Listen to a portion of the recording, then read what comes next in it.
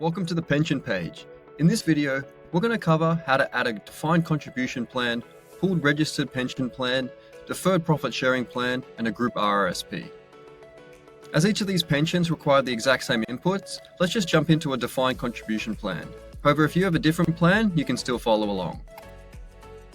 First, input the current value of your pension.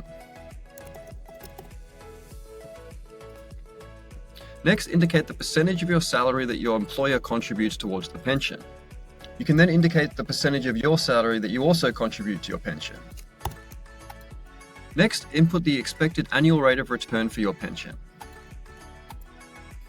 Finally, indicate whether your pension will be transferred into your RRSP or a LIRA once you retire.